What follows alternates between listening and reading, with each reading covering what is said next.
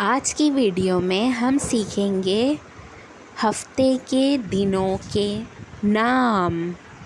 Days of the week यानी हफ्ते के दिन, इनके अलग अलग नाम होते हैं।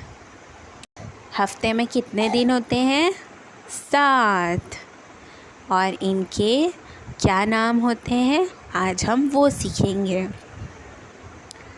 इतवार यानी संडे,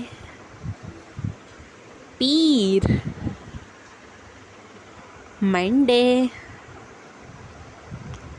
ट्यूसडे को कहते हैं मंगल,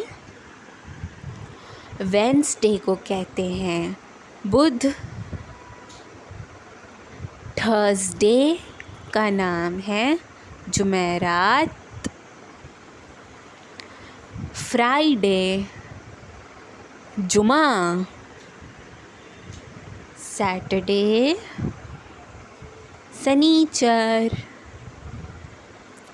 इतवार पीर मंगल बुध जुमेरात जुमा शनीचर।